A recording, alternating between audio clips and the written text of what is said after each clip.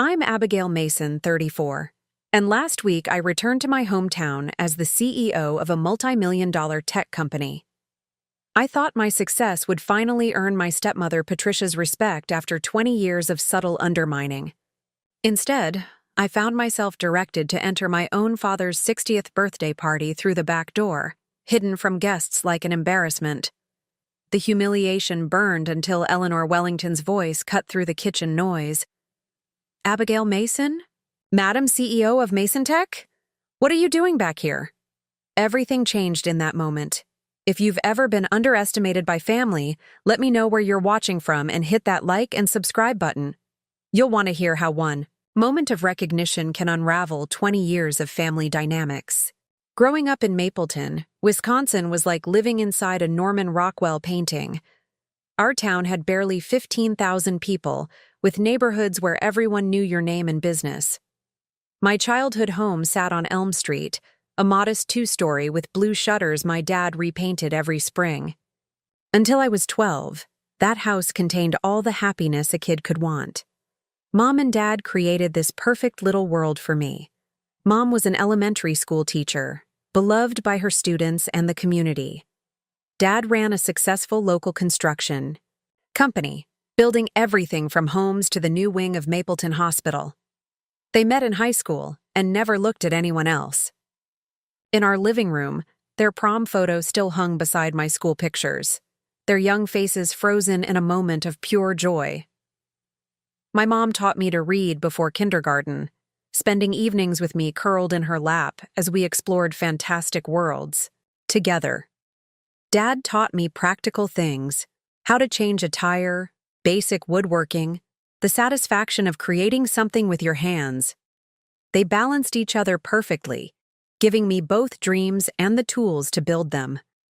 When Mom was diagnosed with aggressive breast cancer, I was 11. Everything changed in the space of a doctor's appointment. For 8 months, our lives revolved around hospital visits, medications, and the steady decline of the person who held our family together. I grew up fast that year, learning to cook simple meals and do laundry while Dad spent hours at Mom's bedside. She died on a Tuesday morning in April. I remember because I had a math test that day, and Dad still made me go to school saying Mom would want normalcy for me. He was right, but nothing felt normal again. For nearly 2 years, Dad and I fumbled through grief together. He threw himself into work, taking on more projects than he could handle. I buried myself in books and schoolwork. We were managing in our broken way until Patricia entered the picture. They met at a church grief support group. Dad had started attending at our pastor's insistence. Patricia had lost her husband to a heart attack 3 years earlier and had 2 children, Ryan, who was 14 to my 12, and Jessica, exactly my age. The first time Dad invited them over for dinner, I was excited. The idea of siblings, even step-siblings, seemed like a chance at a different kind of family. Patricia arrived wearing a floral dress and pearl earrings, carrying a homemade apple pie. She complimented our home with the perfect blend of admiration and suggestions for improvement. Her children were polite, if reserved. Ryan seemed uninterested in anything except his early model smartphone, while Jessica and I discovered a shared love of mystery novels. "Your father speaks so highly of you," Patricia told me, helping wash dishes after dinner. "He says you're quite the little genius." I preened under the attention, starved for maternal care after 2 years without it. During their courtship, Patricia visited often, sometimes bringing small gifts for me, hair accessories, flavored lip gloss, things my mother would never have chosen, but that I treasured coming from this elegant woman who might become family. Dad smiled more. The weight on his shoulders seemed lighter. They married 6 months later in a small ceremony at our church. Dad sold our blue-shuttered house. Too many memories, he said. And we moved into Patricia's larger home across town, where she had lived with her late husband and children. The blending of our families wasn't the Brady Bunch scenario I'd imagined. The first cracks appeared during the bedroom assignments. Patricia's children kept their spacious rooms with attached bathrooms while I was given the converted office downstairs next to the laundry room. When I expressed disappointment, Patricia smoothed my hair and explained that Ryan and Jessica would be traumatized by moving rooms after losing their father. "We all need to make sacrifices to become a family," she said, her voice gentle but firm. "Your father and I agree this is best."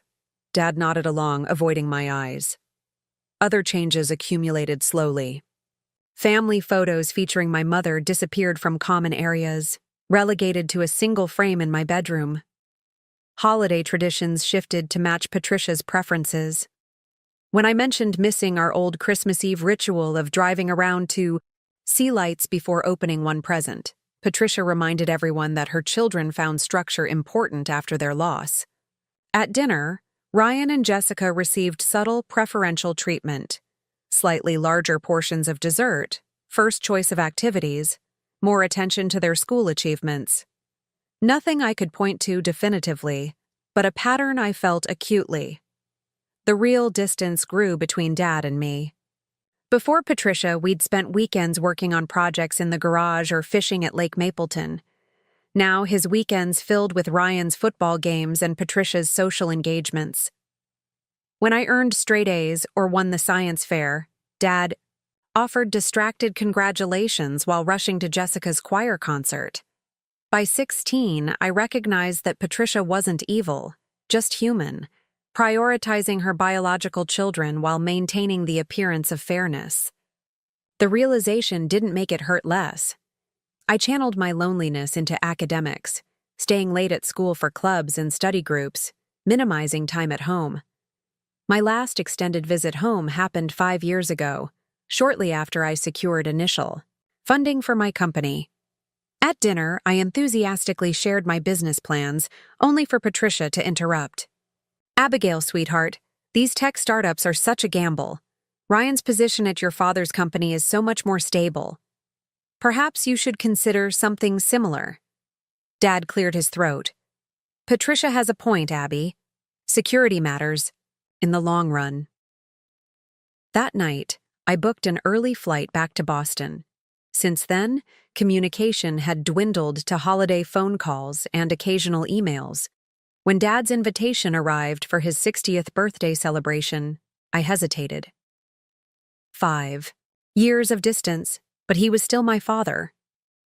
Despite everything, I wanted to believe we could repair what was broken.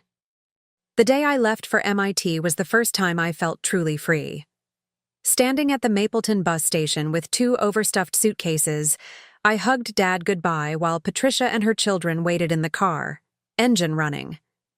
Dad slipped me an envelope with $500, more than they could afford, I knew, and whispered, "Make me proud, kiddo." My scholarship covered tuition but little else. Those first semesters, I worked 3 part-time jobs: morning shifts at a campus cafe, evening, data entry for a professor, and weekend hours tutoring high school students. Between work and classes, I averaged 4 hours of sleep. But surrounded by people who valued intelligence and ambition, I thrived. Computer science fascinated me from my first coding class, while other freshmen struggled with basic programming. Concepts, I found a natural language that made perfect sense. By sophomore year, professors were recommending me for research positions typically reserved for graduate students. Home visits dwindled to major holidays, then just Christmas. Each return revealed a household where I fit less and less. Ryan had joined Dad's construction company after community college, gradually taking over client relationships. Jessica attended State University, majoring in communications while planning her wedding to her high school boyfriend, whose family owned the largest car dealership in 3 counties. During one Christmas visit, I excitedly shared my research on predictive algorithm optimization. Mid-explanation, Patricia interrupted to ask if anyone wanted more pie, effectively ending the conversation. Later, I overheard her telling Dad, "It's sweet how passionate she is about her computer hobby." My hobby evolved into specialized expertise in artificial intelligence applications for business analytics. After graduation, I turned down lucrative Offers from tech giants to join a promising startup where I could have greater impact and equity potential. Those early career years taught me harsh lessons about being a woman in tech. In meetings, men repeated my ideas as their own. At conferences, I was mistaken for administrative staff. One potential investor asked if I had a technical boyfriend, helping with my code. Each slight strengthened my resolve. When I was 26, I identified a massive inefficiency in how companies processed customer interaction data. Current solutions missed critical behavioral patterns that could predict future purchasing decisions. For months, I coded nights and weekends, developing a prototype that demonstrated unprecedented accuracy. At 28, I launched Mason Tech with my prototype as our flagship product. The first year nearly broke me. Investors questioned whether I had the experience to lead. Established competitors spread rumors about our technology's limitations. My small team worked from a converted warehouse with inconsistent heating and one functional bathroom. The breakthrough came when a mid-sized retail chain implemented our software and saw a 40% increase in customer retention within 3 months. Suddenly, investors who had dismissed me were calling daily. By year 3, we had 50 employees in offices in Boston and San Francisco. During this period, my relationship with Dad deteriorated further. Our conversations grew, shorter and more superficial. He never asked detailed questions about my company, seeming uncomfortable with my growing success. Patricia controlled the narrative, referring to my work as Abby's Boston job, regardless of milestones achieved. When Mason Tech crossed the 100-employee mark, I called home to share the news. Patricia answered, informing me that Dad was busy helping Ryan expand the construction business. "That's nice, dear," she said about my accomplishment. "Did you hear Jessica is expecting their second child?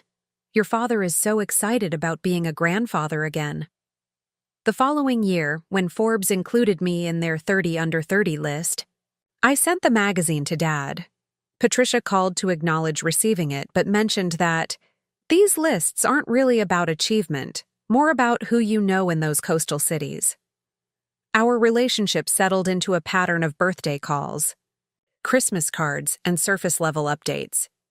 I built a life separate from Mapleton, filling it with friends who celebrated my success, romantic relationships that ultimately faltered under my work schedule, and the growing family of employees who shared my vision. By my 34th birthday, Mason Tech employed over 500 people across 3 countries. Our client list included Fortune 100 companies and government agencies. I had appeared on the cover of Business Weekly and given the commencement address at my alma mater. The skinny, awkward girl from Mapleton had transformed into someone unrecognizable to the family I'd left behind.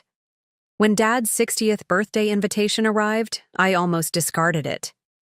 The formal card, clearly chosen by Patricia, requested the honor of my presence, as though I were a distant acquaintance. No personal note, no acknowledgement of our estrangement. I called Ryan, with whom I maintained occasional contact, to gauge the situation. "You should come," he said, sounding tired. "Dad asks about you more than you think. Patricia's going all out for this one, renting the country club, inviting half the town." "Will he even have time to talk to me?" I asked. Ryan paused. "Just come, Abby. He's getting older. We all are." That night, I booked my flight and reserved a rental car, though something in me wanted to arrive in the company helicopter just to see Patricia's face. Instead, I selected a modest but thoughtful gift, a first-edition copy of Dad's favorite Ernest Hemingway novel, and prepared for my return to Mapleton. Driving from Madison Airport to Mapleton felt like rewinding through my own history. The 2-hour journey took me past landmarks that had once defined my world. Lake Mendota, where we'd gone swimming summers. The roadside diner where Dad always stopped for pie. The orchard where Mom took me apple picking every fall. Each familiar sight carried emotions I'd thought safely buried. Mapleton itself had changed, yet remained eerily the same. The main street boasted a few new chain stores, but Wilson's Hardware still anchored the corner, its faded awning a testament to small-town permanence. The high school had a fresh addition, but the same brick facade where I'd waited for buses on countless mornings. Patricia and Dad's house, I could never think of it as mine, sat in Mapleton's most established neighborhood. The Victorian-style home had belonged to Patricia's first husband's family for generations. As I pulled into the circular driveway, I noted the fresh landscaping and new paint job. Patricia had finally gotten the sage green exterior she'd been discussing 5 years ago. Hesitating in the car, I checked my appearance one final time. My tailored black pants and silk blouse projected the confidence I'd cultivated in boardrooms. The emerald earrings, a gift to myself after our latest funding round, caught the afternoon sunlight. I looked successful, put together. A far cry from the uncertain girl who'd left with 2 suitcases and wounded pride. Dad opened the door before I reached it. At 60, he looked older than the number suggested. His hair had turned completely gray, and his shoulders stooped slightly. Still, his smile, the one genuine thing I'd missed, flashed as he pulled me into an awkward hug. "Look at you," he said, holding me at arm's length. "All grown up and fancy." "It's good to see you, Dad," I replied, meaning it despite everything. The moment broke when Patricia appeared behind him, her blonde hair expertly colored and styled, her slim figure showcased in expensive linen pants and a cashmere sweater. "Abigail, you made it," she said, air-kissing near my cheek. "We were beginning to wonder if you'd have to cancel again. Your work keeps you so busy." I'd never canceled a visit, simply declined most invitations, but I swallowed the correction. Wouldn't miss Dad's big day. The house's interior had undergone another renovation since my last visit. The cozy traditional furnishings had been replaced with sleek contemporary pieces in neutral tones. Family photos lined the hallway: Ryan's wedding, Jessica's children, Patricia and Dad on various vacations. My graduation photo from MIT was noticeably absent. "Ryan and Amanda arrived yesterday with the kids," Patricia informed me, leading me through the house. "Jessica and Tyler will be here for dinner with their little ones. Everyone's so excited to catch up with you." Her emphasis on family presence felt pointed, a reminder of my absence from their lives. "We've put you in the blue guest room," she continued. "I hope that's suitable. Ryan and Amanda have the East Suite, and Jessica's family will take the larger guest room when they arrive." The blue guest room was the smallest bedroom, tucked under the eaves with a shared bathroom down the hall. I remembered when it had been used for storage. Meanwhile, Ryan enjoyed the spacious suite with private bath that had once been my suggestion for my own room. "It's fine," I said, following her upstairs. "I won't be here long."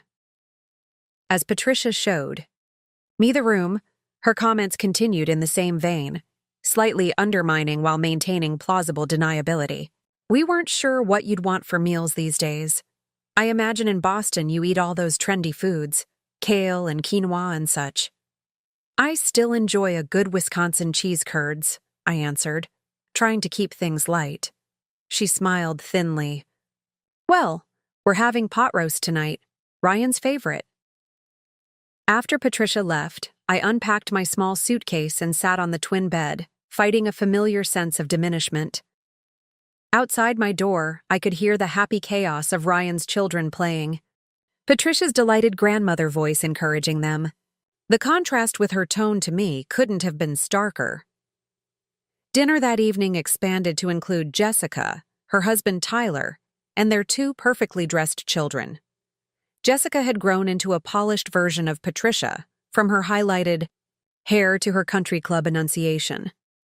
Tyler, I learned, had taken over his father's car dealership and expanded to 3 locations. Their conversation revolved around local gossip, the children's achievements, and Ryan's latest business success. "Dad's letting me take point on the new medical center project," Ryan announced over dessert. "Biggest contract we've ever had." "Your father has basically retired in all but name," Patricia added proudly. "Ryan handles everything important now." Dad nodded along, seeming content with this characterization. When attention reluctantly turned to me, Patricia framed the question carefully. "And how is your computer work going, Abigail? Still with that startup?" Before I could correct her outdated understanding, Jessica jumped in. "I saw something about women in tech struggling with funding. Is that affecting you?" Her concern sounded genuine, but the assumption of struggle was clear. "Actually," I began. "Abigail's always been so independent," Patricia interrupted, "never needing family connections like some people might." The pointed look at Tyler and Ryan made clear who had benefited from such connections. Throughout dinner, I noticed Dad's strange passivity. The man who had taught me to stand my ground now deferred to Patricia on everything from conversation topics to whether he wanted more coffee. Each time I tried to engage him directly, Patricia interceded, with a redirection or clarification of what Richard really means. After dinner, I helped clear dishes, overhearing Jessica and Tyler in the living room. "I looked up her company," Tyler said quietly. "If it's the same one, it's actually pretty significant. Business journals have covered it." "Mom says she exaggerates," Jessica replied. "You know how Abby always needed attention."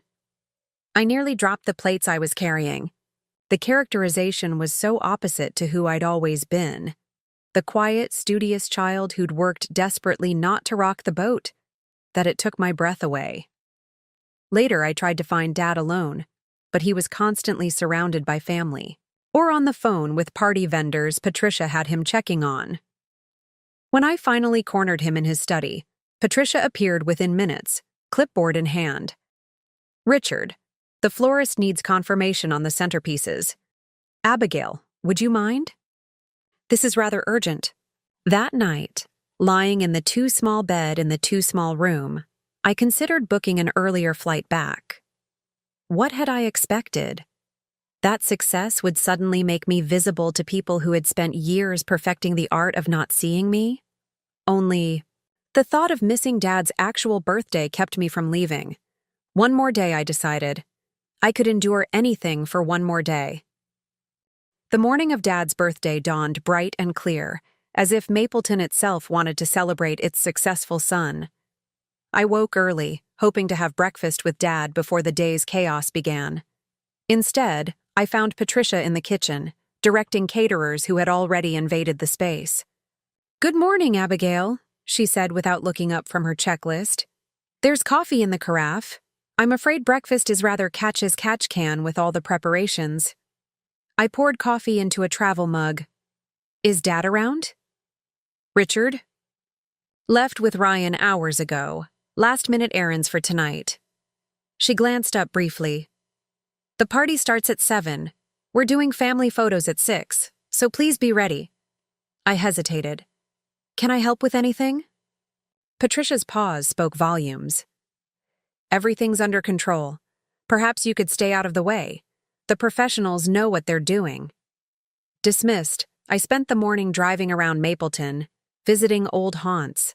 My elementary school looked smaller than memory suggested. The public library, where I'd spent countless hours hiding from my home situation, had been renovated with a modern glass addition. I stopped at Lily's Cafe, where the owner, my former math teacher's wife, recognized me immediately. "Abigail Mason, I just read about you in my daughter's business weekly." Mrs. Lilly enveloped me in a hug that smelled of cinnamon and coffee. "We're so proud of our local girl making waves." For the first time since arriving in Mapleton, I felt seen.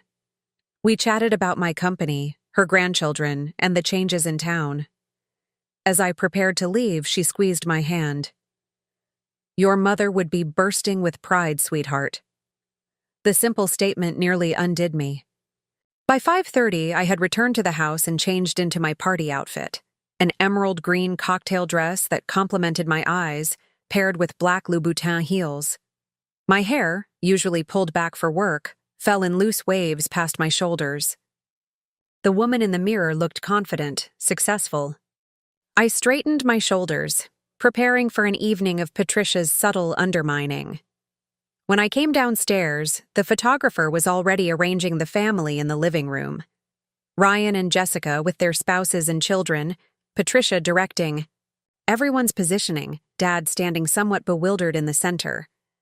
"Abigail," Patricia called, checking her watch. "You've missed most of the family photos. We had to start without you."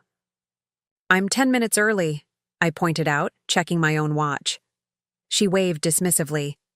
"Well, we're finished now. The guests will be arriving any minute."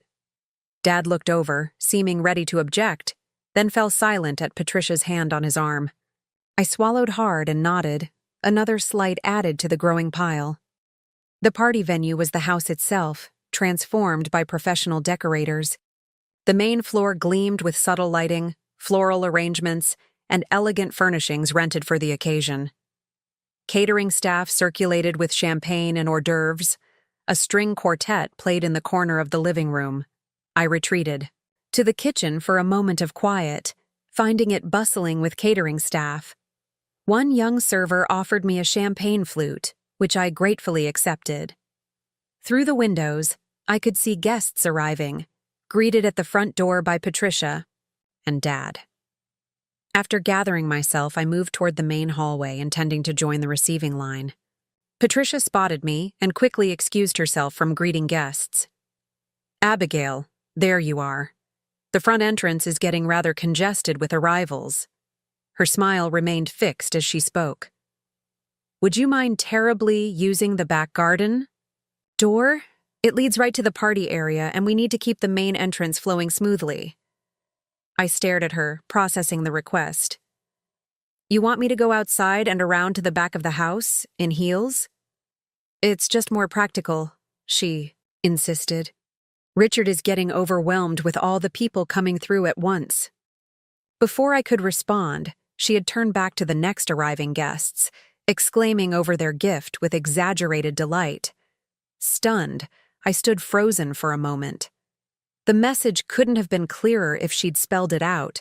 I wasn't part of the family presentation.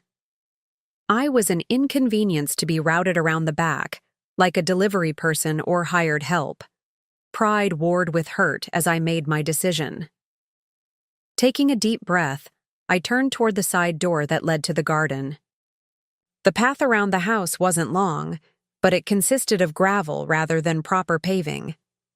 My designer heels sank with each step, collecting dirt and small stones. The back entrance Patricia had directed me to wasn't the French doors leading to the patio where guests mingled. Instead, it was the service entrance that led directly into the catering staging area. As I pushed it open, 3 kitchen staff looked up in surprise. "Ma'am, are you looking for something?" asked one, clearly confused by my formal attire in their workspace. "Apparently this is my designated entrance," I said, attempting humor, despite the humiliation burning my cheeks. They exchanged glances, and one hurriedly cleared a path between stacked trays and equipment. I made my way through the kitchen, painfully aware of the curious stares. One older woman gave me a sympathetic look, as if she understood exactly what had happened. In the narrow pantry connecting the kitchen to the dining room, I stopped, needing a moment to compose myself. The familiar childhood feeling of being unwanted, inconvenient, washed over me with surprising force.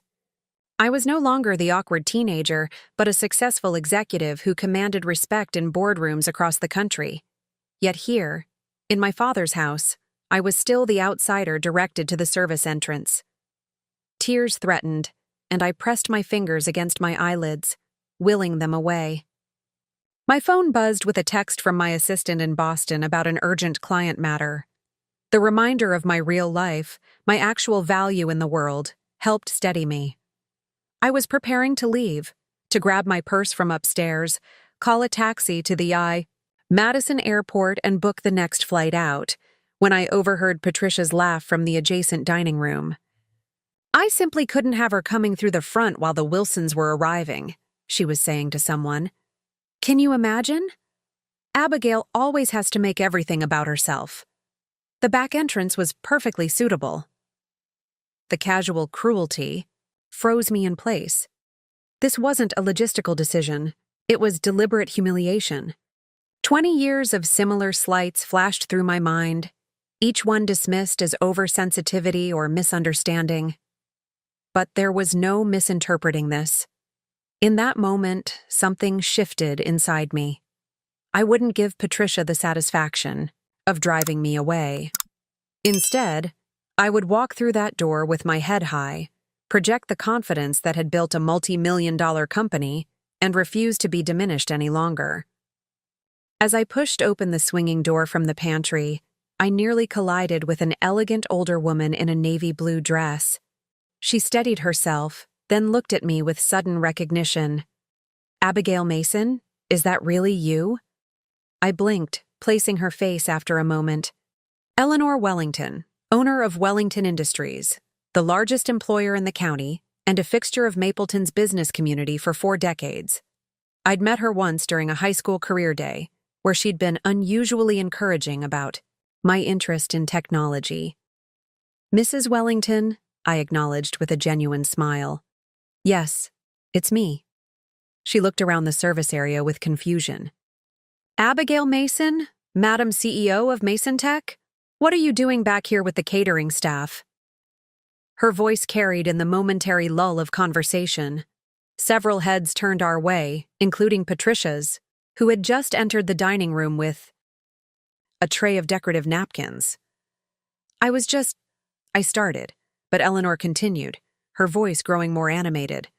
"I read your profile in Forbes last month. Your predictive customer analytics platform is revolutionizing how businesses understand consumer behavior. My company implemented your software last quarter, and our marketing efficiency has improved 30% already." More people had turned toward us now, curiosity piqued by Eleanor's enthusiastic praise. Patricia stood frozen, the napkin tray clutched in white-knuckled hands. "You're too kind," I said, genuinely touched by her recognition. "We're constantly refining the algorithms to improve accuracy. Modest as well as brilliant," Eleanor declared, linking her arm through mine. "Come, you must tell me about your expansion plans. Are the rumors true about the government contracts?" As she led me into the main party area, I glimpsed Patricia's face, a mixture of shock and dawning comprehension. For perhaps the first time, she was seeing me not as Richard's inconvenient daughter, but as someone important in my own right. Eleanor's status in Mapleton meant that her interest immediately conferred legitimacy. As we moved through the room, she introduced me to various business leaders, many of whom recognized my name from industry publications. "Mason Tech. My brother's company in Chicago uses your software.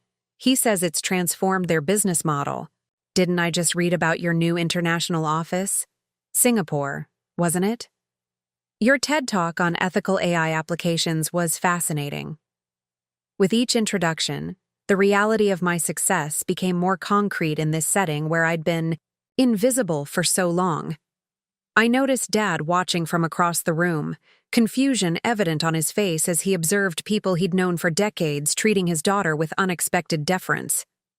Patricia materialized at Dad's side, whispering urgently in his ear.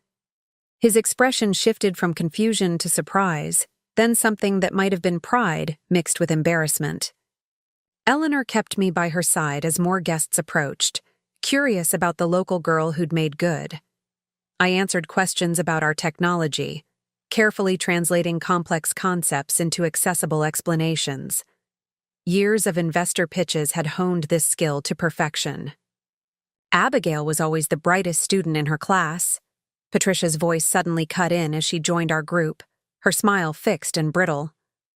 "We always knew she'd do something interesting with computers." Eleanor raised an eyebrow. "Interesting. Seems rather understated for building a company valued at over $200 million, wouldn't you say?"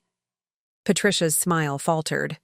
"Of course, we're very proud. Richard, isn't it wonderful how everyone knows about Abigail's work?"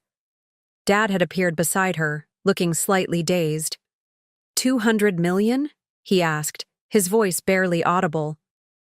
"Last valuation," I confirmed quietly. "We're expecting that. to double after our next funding round. Something shifted in Dad's expression. Recognition, perhaps, of how little he knew about my life, combined with dawning awareness of what Patricia had done by relegating me to the back entrance. "Abby, I had no idea," he said, using my childhood nickname for the first time since I'd arrived.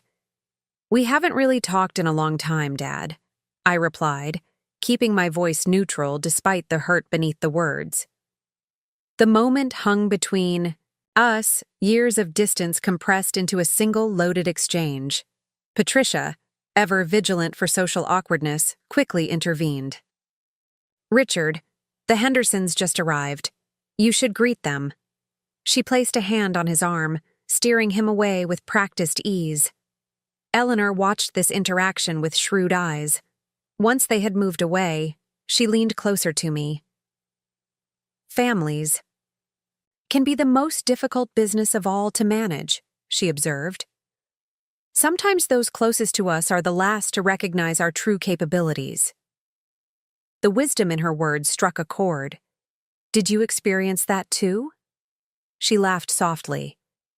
"My dear, I built Wellington Industries while raising 3 children and caring for an ailing husband. Half the men in this room still express surprise when I understand basic financial concepts, despite the fact that I've been running circles around them for 40 years.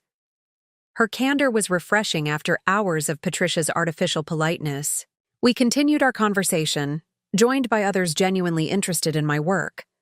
For the first time since arriving in Mapleton, I felt myself relaxing, speaking with the confidence I'd earned rather than the deference Patricia expected.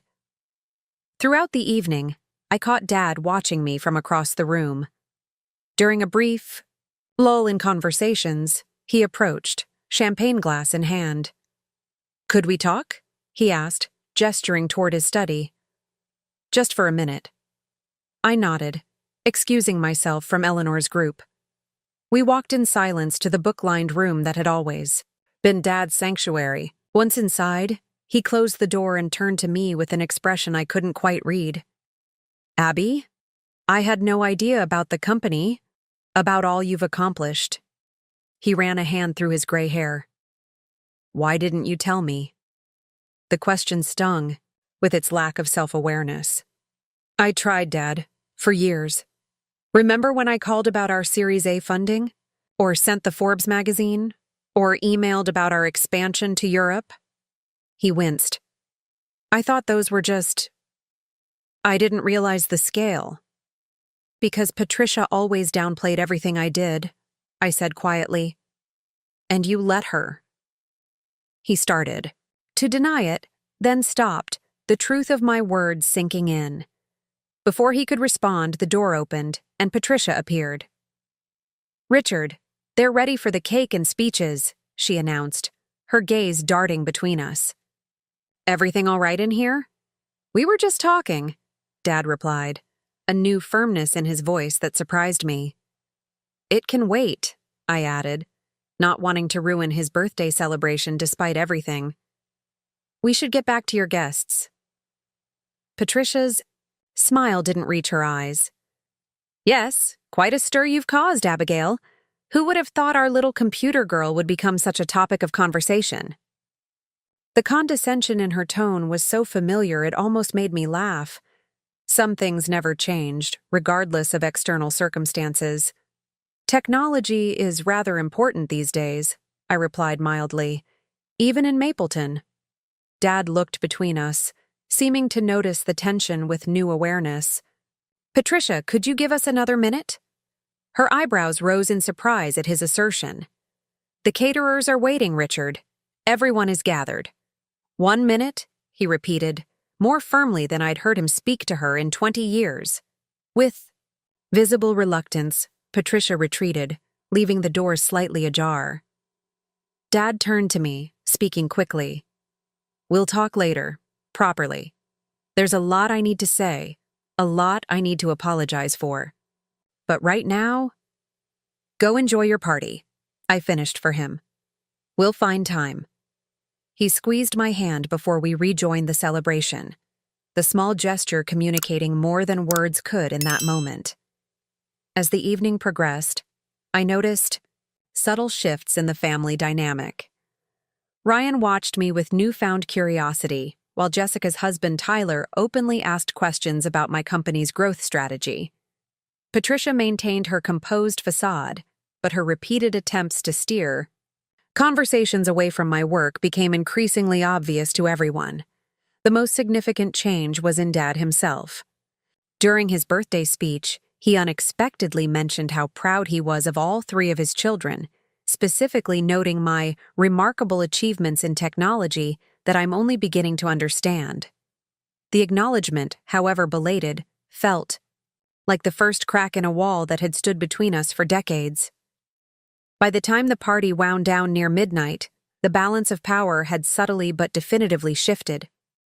I was no longer the family member to be managed and minimized, but someone whose presence added prestige to the gathering. Patricia's carefully constructed narrative about her perfect blended family had been disrupted by the simple reality of who I'd become without her approval or support. As guests departed, Eleanor Wellington hugged me goodbye, pressing a business card into my hand. "Next time you're in town, come see me. Wellington Industries could use someone with your vision on our board." The invitation, casual but sincere, represented everything Patricia had tried to deny me: recognition, respect, and a legitimate place in Mapleton's community based on my own merits. The last guests departed shortly after midnight. As the catering staff quietly cleaned up, the family gathered in the living room, the artificial harmony of the evening beginning to fray around the edges. The real conversation, the one I'd been both dreading and needing for 20 years, was finally impossible to avoid. The living room felt cavernous after the departure of the last guests. Jessica and Tyler had taken their sleepy children home, promising to return for brunch the next day. Ryan and his wife Amanda lingered, an unusual tension keeping them from their usual quick exit. Patricia moved efficiently around the room, straightening cushions and gathering stray napkins despite the cleaning crew handling the real work. Dad sat heavily in his favorite leather armchair, looking simultaneously exhausted and wired, the way people do when significant conversations loom. "Quite a successful evening," Patricia announced to no one in particular. Everyone who matters in Mapleton was here. "Everyone seemed very impressed with Abby," Ryan remarked, his tone carefully neutral. "Wellington Industries using your software is a big deal." Patricia's smile tightened. "Yes, well, Eleanor always did have a soft spot for Richard's daughter. She mentored many local girls." The deliberate minimization was so transparent I almost admired its consistency. "Actually, she implemented our enterprise solution after evaluating 6 competitors," I corrected mildly. "It was a purely business decision." An uncomfortable silence followed, broken by Dad clearing his throat. "Patricia, I'd like some time to talk with Abby. Alone." The request hung in the air like a challenge. Patricia's hand froze mid-adjustment of a throw pillow. "It's after midnight, Richard. Everyone's tired. Wouldn't tomorrow be better?" "Now is fine," I said quietly. "I don't mind." Ryan stood, sensing the shifting atmosphere. "Amanda and I should head up anyway. Big day." He hesitated, then added, "Good night, Dad. Happy birthday. Abby, it was good to see you actually getting recognition tonight." The sincerity in his voice surprised me. As he and Amanda left, Patricia remained standing, clearly reluctant to leave Dad and me unattended. "I'll make some tea," she finally announced. "We could all use something calming." After she disappeared toward the kitchen, Dad leaned forward, in his chair, elbows on knees. "I had no idea about the back door," he said without preamble. "I would never have allowed that." I studied his face, searching for the father I remembered. "Wouldn't you? You've allowed a lot of things over the years."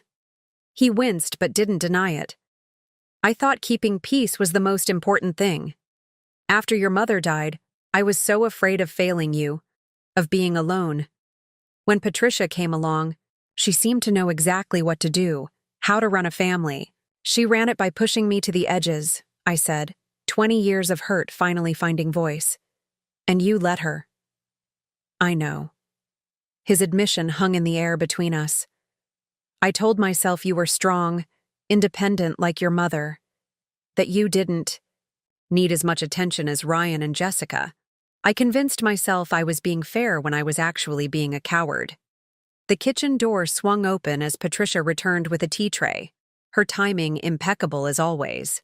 She arranged 3 cups with precise movements, passing one to Dad with a spoonful of honey, just as he preferred. "What are we discussing so seriously?" she asked, her light tone belied by the tension in her shoulders. Dad looked at her directly. "I was explaining to Abby that I've failed her as a father." Patricia nearly dropped the teacup she was extending toward me. "Richard, what a terrible thing to say. You've been nothing but supportive of Abigail's endeavors." "Have I?" He turned to me.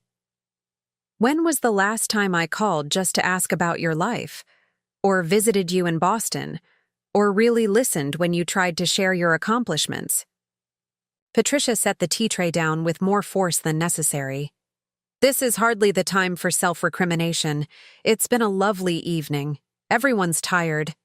"It's exactly the time," I interrupted, meeting her gaze directly. 20 years. Overdue, actually." Something cold flickered in Patricia's eyes. "Abigail, I understand you're feeling emotional after receiving some attention tonight, but don't do that," I said evenly. "Don't minimize me or my feelings. Not anymore." "I don't know what you're talking about," she replied, but her tight smile had vanished. "You directed me to enter my father's birthday party through the service entrance," I stated flatly. "I heard you laughing about it afterward, saying you couldn't have me coming through the front while the Wilsons were arriving." Dad's head snapped toward Patricia. "You did what?" Patricia flushed. "That's completely out of context. The front was congested. I was trying to make things easier." "You've been trying to make me invisible in this family for 20 years, I continued, surprised by my own calm. "Interrupting when I speak about my work, assigning me the smallest room, excluding me from family photos, 1,000 small cuts designed to keep me on the outside." "That's ridiculous," Patricia protested, but her voice lacked conviction. "I've always treated you like my own daughter." "No," I said softly. "You never have, and we both know it." A tense silence filled the room. Dad looked between us, dawning comprehension on his face. The kitchen door swung open again, revealing Ryan. "Sorry, forgot my phone." He paused, registering the charged atmosphere. "Everything okay?" "Your sister is making some rather dramatic accusations," Patricia said tightly. Ryan hesitated, then fully entered the room. "About what?" "About being treated like an outsider. In this family," I said. "About Patricia systematically undermining my relationship with Dad for 2 decades. I expected Ryan to automatically defend his mother. Instead, he sank into the nearest chair, looking uncomfortable, but not surprised. "Ryan, tell your sister how ridiculous this is," Patricia prompted. He met my eyes. "Is that why you stayed away all these years? Because of how Mom treated you?" The simple question, devoid of denial, spoke volumes. "Partly," I acknowledged. "And partly because every time I tried to share my life, my work, it was dismissed or redirected." Ryan nodded slowly. "I noticed that. I just thought—" "I don't know what I thought." "This is absurd," Patricia interjected. "I've done nothing but try to include Abigail in our family. If she chose to distance herself, that was her decision." "Mom," Ryan said quietly, "remember when Abby sent that magazine with her interview? You put it in the recycling. I saw you." Patricia's face flushed. It was cluttering the coffee table. "And when she called about that big investment in her company, you told Dad it was probably just marketing hype." Dad's expression darkened. "You said it wasn't worth mentioning." Patricia's composure began to crack. "I was protecting you. She left us. focused on her career instead of family. I didn't want you getting your hopes up about her suddenly caring about us again. I never stopped caring, I said, my voice catching. I stopped trying to make you see me.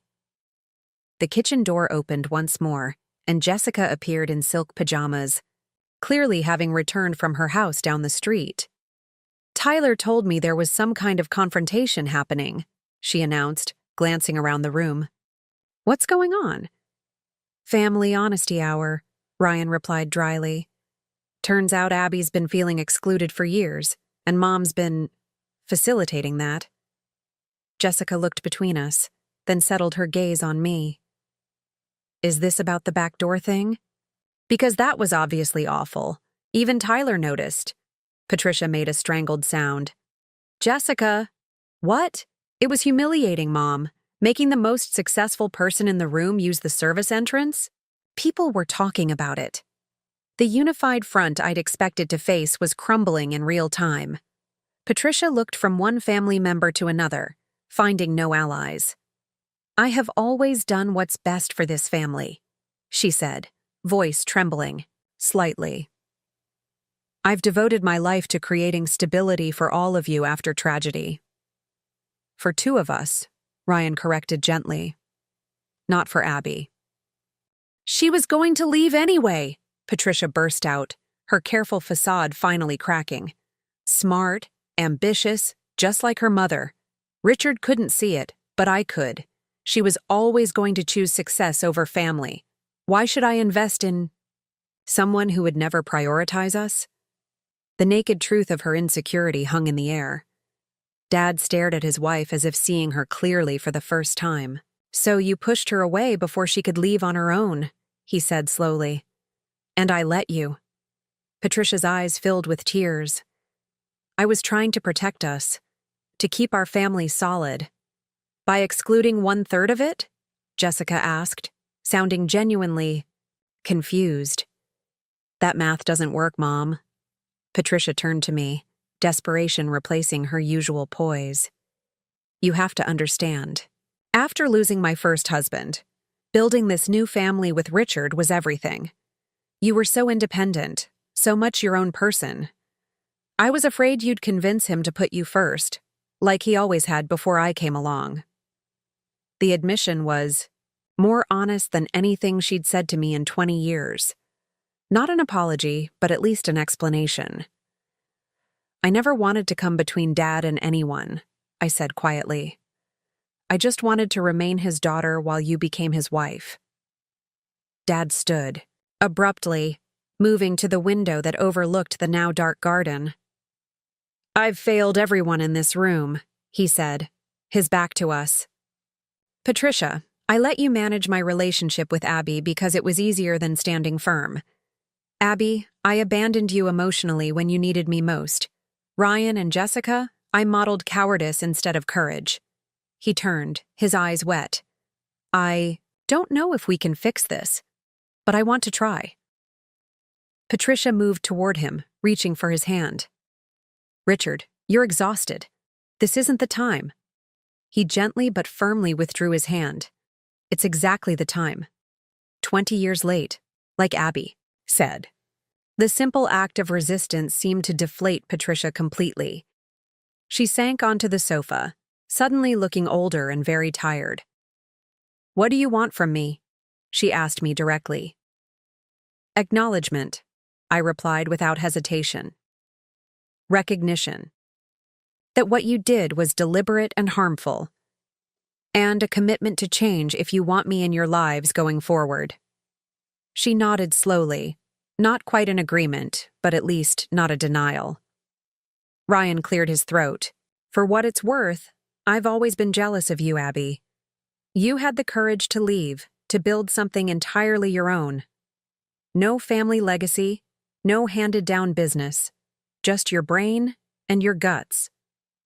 His candor startled me. I've been jealous. Of your closeness with Dad, I admitted. Of having his attention and approval. Jessica sighed heavily. Well, this is depressing. We've all been horrible to each other for decades. Great birthday revelation, Dad. Despite everything, A surprised laugh escaped me. Jessica's dramatic delivery broke the tension slightly. Dad moved to sit beside me on the couch. "I can't change the past 20 years," he said, taking my hand.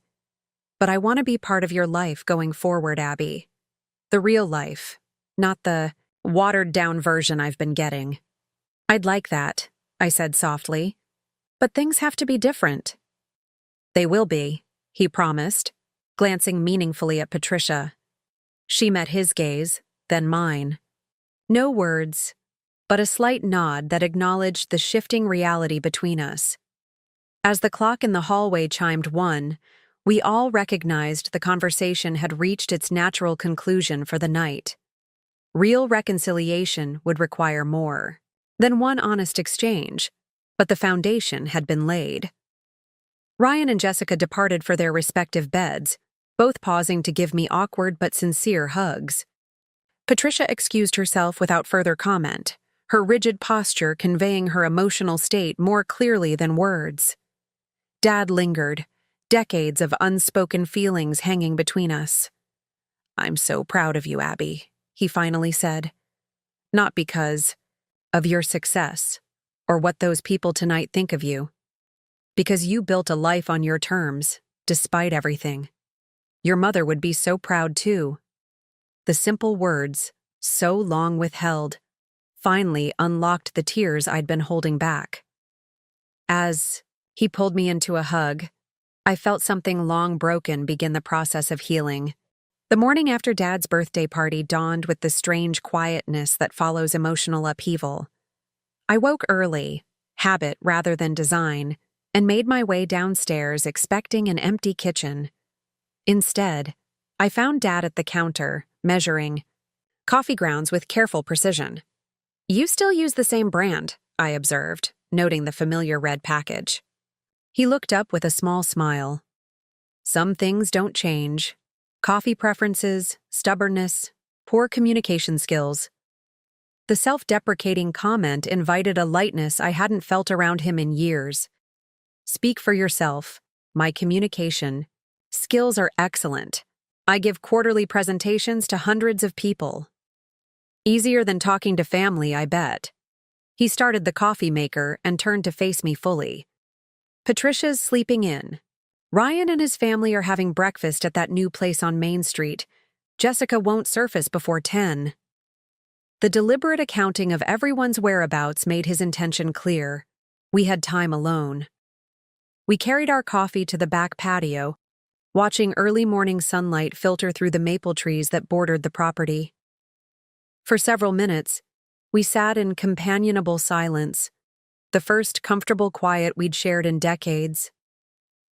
"I'm seeing someone," Dad finally said, staring into his mug. "A therapist, I mean. Have been for about 6 months." The admission surprised me. "That's really good, Dad." He nodded. "Should have done it years ago after your mother died. Instead, I just tried to replace what was broken." He glanced toward the house, and I understood he meant more than just the loss of Mom. "How's it going?" I asked. "Hard, necessary." He took a sip of coffee. "He's been asking about you, why we're not close. I've been feeding him excuses, but last night made it impossible to keep lying to myself." "What kind of excuses?" "That you were busy. That success changed you. That you outgrew us." He shook his head. "But it was me who changed, who failed to grow, who let fear of disrupting my second chance at family cost me my relationship with my daughter." The direct acknowledgement left no room for polite deflection. "I was angry for a long time," I admitted. "Then I was hurt. Eventually, I just became resigned." "And now?" I considered the question seriously. "Now, I'm cautiously optimistic. Last night was hard but necessary, like therapy." He smiled at that. "I told Patricia I want us to try couples. Counseling. This isn't just about you and me. It's about patterns that have hurt everyone." "How did she take that suggestion? About how you'd expect?" His wry tone conveyed volumes. But she agreed. I think last night scared her. Seeing Ryan and Jessica? Side with the truth rather than automatically defending her. We talked for nearly 2 hours, covering ground that should have been traversed years earlier. Dad asked detailed questions about my company, my life in Boston, even my past relationships. I shared the real version, not the sanitized edition, I'd previously offered during brief holiday calls. In turn, he spoke candidly about his marriage, admitting the compromises that had gradually eroded his autonomy. I thought keeping peace meant avoiding conflict at all costs, he explained. Instead, I was just postponing inevitable reckonings while losing pieces of myself. As we cleared our coffee cups, Dad hesitated in the kitchen doorway. I'd like to visit you in Boston, see your company, your life there, if that's something you'd be open to. I'd like that, I said, meaning it. Though I should warn you, my guest room is bigger than the blue room here, and nobody will direct you to the service entrance. His laugh held equal parts amusement and regret. I deserve that. Seriously, though, yes. Come visit. I'd love to show you everything. As I packed to leave later that morning, Patricia appeared in my doorway. Her usual perfect appearance showed subtle cracks, hair not quite as precisely styled, eyes showing evidence of a restless night. "May I come in?" she asked formally. I nodded, continuing to fold clothes into my suitcase. She perched on the edge of the twin bed, hands clasped tightly in her lap. "I won't insult you with a facile apology," she began. "What happened over years can't be undone with simple words." "No, it can't," I agreed. "I was wrong," she said, the admission clearly difficult for her. "My insecurity doesn't justify how I treated you. I can see that now, even if I'm not entirely sure how to change patterns established over decades." Her honesty, however belated, deserved equal candor. "I don't know if you and I will ever have a warm relationship," I told her. "Too much has happened, but we can have a respectful one, for Dad's sake and for our own peace." She nodded slowly. "Richard mentioned you agreed to him visiting Boston." "Yes, and you would be welcome too if you wanted to come." The invitation surprised us both. Patricia looked momentarily flustered. "I'll consider that. Thank you." It wasn't forgiveness or reconciliation, but it was an opening, a small crack in a wall that had seemed impenetrable for 20 years. As I drove away from Mapleton that afternoon, the familiar landscape held different meaning than when I'd arrived. The same buildings, trees, and landmarks, but viewed through the lens of tentative hope rather than resigned hurt. Returning to Boston and the demanding rhythm of my company provided welcome normalcy after the emotional intensity of the visit.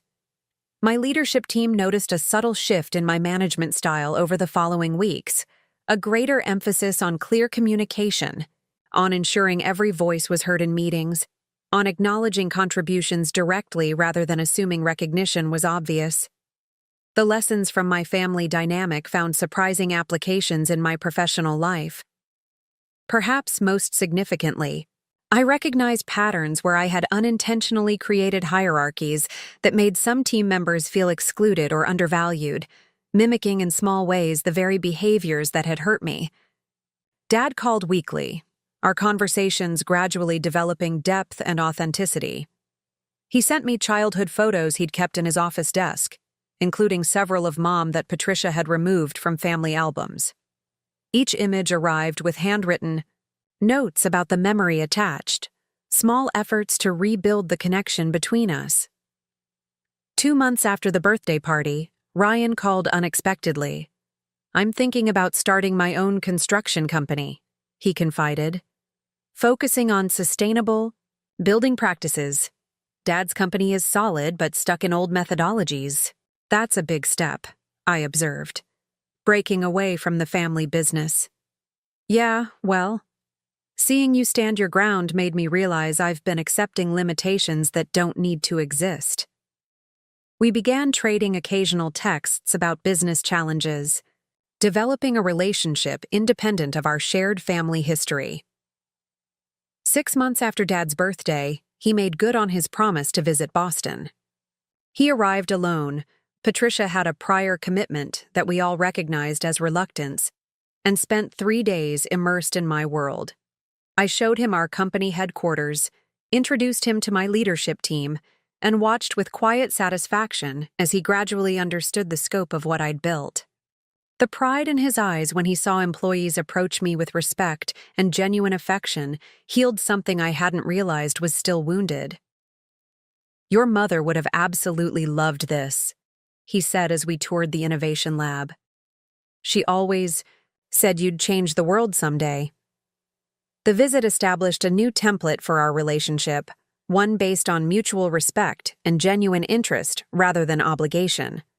When he returned to Mapleton, Dad became an unexpected ambassador for my success, speaking about my company with the pride he'd once reserved for Ryan's achievements. Patricia's adjustment proved slower and more halting. Our interactions remained cordial but distant, though she made visible efforts to acknowledge my accomplishments when they came up in conversation. The couples therapy she and Dad attended gradually revealed deeper issues in their marriage, leading to difficult but necessary reassessments of their relationship. 1 year after the fateful birthday party, I hosted Dad's 61st celebration at my Boston apartment. The gathering was smaller, but infinitely warmer. Ryan and his wife flew in, Jessica and Tyler sent a video message, and even Patricia made an appearance, though she maintained a careful emotional distance throughout the evening. The contrast between the two birthdays couldn't have been starker. No elaborate decorations or performative social interactions, just genuine connection among people working toward healthier relationships.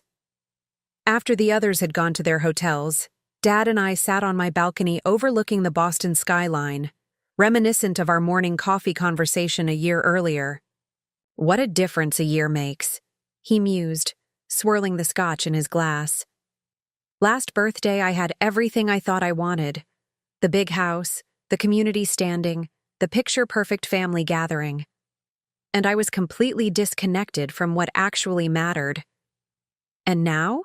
I prompted. He smiled. "Now I'm sleeping in the guest room of my own house half the time while Patricia and I figure out if our marriage can be salvaged. My son is leaving the family business. My stepdaughter is questioning her own choices after watching everyone else make changes, and I'm happier than I've been in 20 years. The paradox made perfect sense to me. "Because it's real," I said. "All of it. The mess, the uncertainty, the difficult conversations."